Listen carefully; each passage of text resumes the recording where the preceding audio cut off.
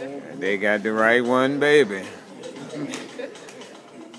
Peculiar grace, the adulteress, bad but not condemned.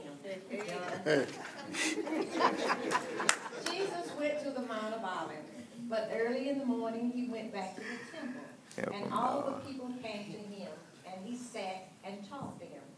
The teachers of the law and the Pharisees brought a woman who had been caught in adultery. They forced her to stand before the people. They said to Jesus, "Teacher, this woman was caught having sexual relations with a man who was not her husband. The law of Moses commanded that he stoned every woman who does this. What do you say we should do?"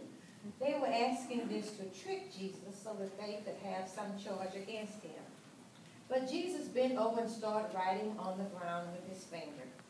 When they continued to ask Jesus their question, he stood up and said, "Anyone here who has never sinned can throw the first stone at her." Then Jesus bent over again and wrote on the ground. Those who heard Jesus began to leave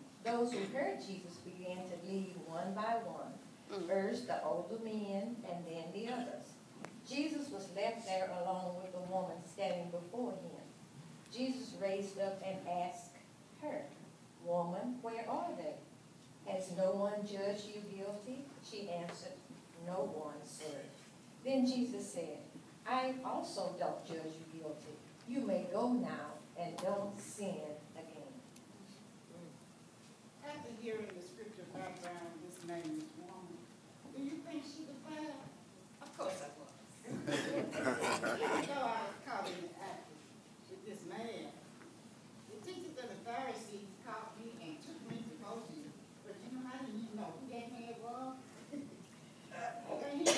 And you were wondering why they didn't bring the man along with you. Do you think they were sad? What comes to your mind when you hear the word God? Do you use expressions like, "He has a wandering eye"? "She's having an affair." "He's stepping out on her." "She's been John